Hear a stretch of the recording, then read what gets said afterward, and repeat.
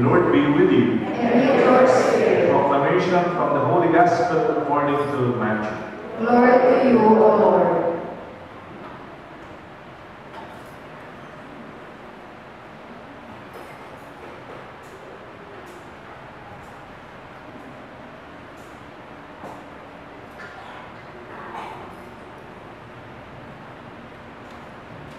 This is how the birth of Jesus came about. When his mother Mary was betrothed to Joseph, but before they lived together, she was found with child through the Holy Spirit. Joseph, her husband, since he was a righteous man, yet unwilling to expose her to shame, decided to divorce her quietly. Such was his intention when, behold, the angel of the Lord appeared to him in a dream and said, Joseph, son of David, do not be afraid to take Mary, your wife, into your home. For it is through the Holy Spirit that this child has been conceived in her. She will bear a son and shall name him Jesus, because he will save his people from their sins. All this took place to fulfill what the Lord had said through the prophet. Behold, the virgin shall conceive and bear a son, and they shall name him Emmanuel, which means God is with us. When Joseph awoke, he did as the angel of the Lord had commanded him, and he took his wife into his home. My dear brothers and sisters, my dear friends, the good news of our salvation. Praise to you, Lord Jesus Christ. In the name of the Father, and the Son, and the Holy Spirit. Amen. Good evening po.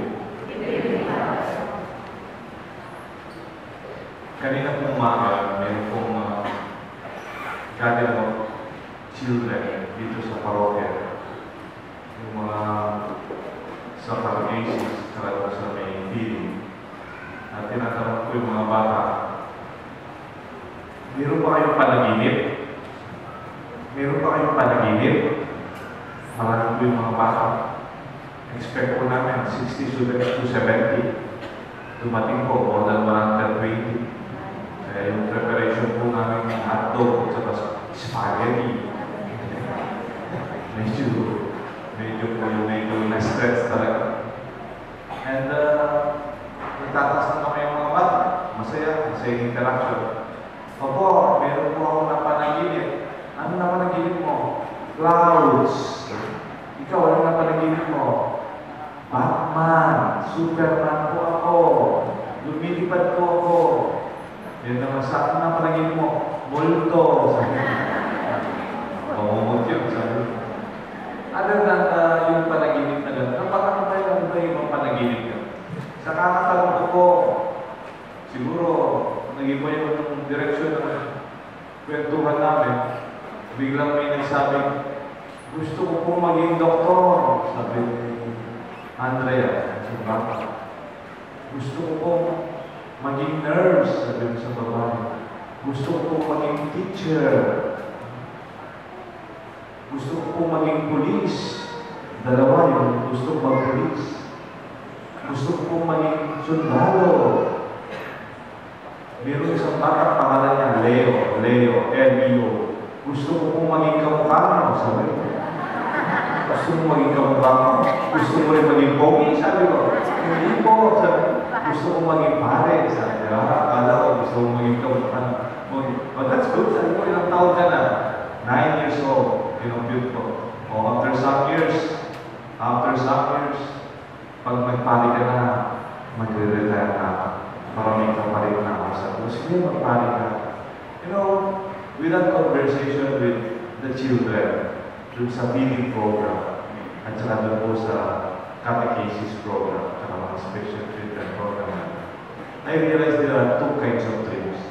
May dalawang klaseng panaginip. Una po, yung panaginip ng tao na natutulog. Di ba? Kayo po pag natutulog kayo, nananaginip kayo. Ha? Talaga? With eyes closed? Siyempre.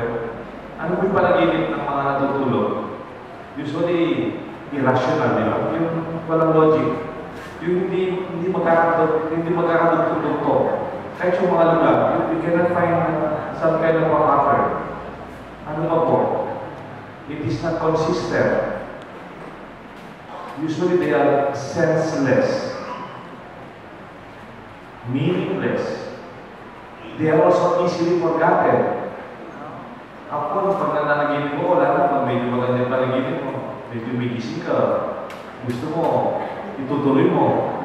Pero pag natulog ka, iba na. Hindi mo na maalala kung ano. Minsan magkukwento ka, hindi mo matatapos. They are short episodes, but they are never continuing. Meron mo pala natutulog at may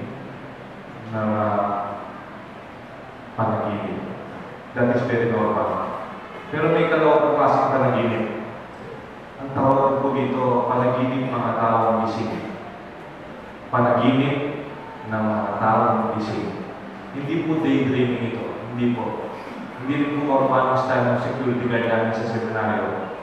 Sa seminaryo po, meron namin security guard. Gusto mong makuha yung technique niya. Yung nakabukas yung mata niya, pero natutulog siya. Ang galing, galing. Ang galing siya, oh. Pero natutulog. Pag nakakuha yung technique, maganda yun. Pero yung maganda yun, kahit sa nagsisipaw, yung ganyan ka. Tingnan nyo, check yung katabi nyo. Nakapingin sa gano'n, natutulog. Pero ang gusto ko po sabihin sa mga nananaginip na nakigising, yung bukas siyang mata, pati yung kalooban bukas. Pero ang panaginip ng mga taong gising, unlike the irrational, senseless, logical, inconsistent dreams of those who sleep, these are most meaningful. Sometimes the dream of the person who is awake gives reason for us not to give up. Sometimes they also are most consistent, long-term, and sometimes a lifetime, and molds a person. Gusto ko gawin medyo konkreto ito. Kasi si Joseph, nanaginip siya, pero hindi po siya natulog for the whole time of the gospel. Yung ending ng gospel, and Joseph woke up and realized his dream. And he will realize the dream of God for us. It took the waking of Joseph to realize his dream. Kailangan pala niya magising para yung pangarap niya, yung kanyang panaginip with Mary, at ang panaginip ng Diyos sa atin ay maging totoo. Gusto ko pong maging konkreto. For a long time po, nagmimisa ako sa isang barrio. Sabihin ko na po sa Manila, Mexico. Sabihin sa Manila, Mexico. Sa may likuran ng SM. Doon na papasok na doon sa likuran ng parang may Beverly. Meron pong shortcut. At doon po kami nagmimisa mga silmang gabi for many years. For many years, nagmimisa ako. It was a quite small chapel, very intimate community. Kaya yung mga nagsisipa, kilala ko na. Para kayo, alam ko lang sa kayo nakaupo. Kaya alam ko mag-absent kayo eh. Alam ko kasi, borrowless kung saan ako. Bigla na lang may tao ng malaking lalaki ang nagsisipa. Ganito ang Pasko. December 20, December 18. Hindi mo masyadong kilala. Tagal ko lang namimisa dito. May tao malaki, hindi mo kilala. I could surmise he's part of a family of someone, pero galing sa South. So after the Mass, lumapit po siya sa akin. Ako rin, lumapit ako sa kanya. Nagpakilala siya. Kaya pala ngayon ko na po alam, sabi niya. Kayo po pala si Father Leo. Kayo rin po pala si yung asawa ni Eche. Inukwento kayo po sa akin. Kaya, may edad na po siya. Pero mukhang tumanda na sa abroad. Sabi ko sa kanya, Kuya, ilang taon ka na nag-abroad? Magto 20 years na po. 20 years? Nakaibig ka na yan. Gusto na, okay na po yan. Sabi ko, dito ka na lang para makasama ka lang mga anak mo. Tsaka dito ka na lang sa bahay natin. Sabi ko, alin po, Father? Gusto ko ba talaga dito kasi namimiss ko yung mga anak ko. buhay pa. Hirap yung trabaho ko kasi laborer ako sa pabigat. Pero gusto ko kung mag-stay dito, kaya na. 2 taon na lang pala, 2 taon. Uwi na po ako sa pag 2 taon ba? Yeah. Kasi po, yung bunso anak ko, nasa college pa po, nag-aaral pa. Once natapos po yung bunso anak ko, 2 taon na lang pala, 3 taon, uwi na po ako. Pagkatapos doon, natupad na yung panaginip ko. Ni-repeat. After 2 years, Father, bali 22 years yun. Pagkatapos doon, Father, uwi na ako. Natupad na. Ang panaginip ko. It's a very long dream. He is not sleeping, but he was so awake. For 22 years, he was working for his dream to be realized. Wow. That is what we mean by dream. That will make your life even meaningful. It could give direction for you and a good reason for you to wake up every morning and to rest your tired body because you have to realize it again for the next day. I remember this kind of dream shapes the life of a person. Huwag po sana kayo mag-aral. Kung meron kayong mga anak, wala silang pangarap, wala silang panaginip sa buhay, gisingin niyo po sila. Anak, nanuruin pa nila kung hindi, gising na ako. Alam niyo po, may taong magaling, may taong talented, may taong may pinag-aralan, may taong may pera, pero kung walang panaginip, I don't know what will happen. Maybe they will wake up and eat and drink and eat and drink and play and spend. But for now, what will change? What will be realized in that kind of life without a dream? Challenge your children to be uncomfortable at times because they know they have something to realize. An assignment to finish. And it is in this gospel that the dream of God was realized through Joseph, through Mary, through Zechariah, through Elizabeth, and hopefully through you and through me. It is our prayer that it will not only become a personal dream, but a dream that will shape the life of others too. Naalala ko isang leader sa Amerika, many years ago, in the 60s, bigla po siyang sumigaw.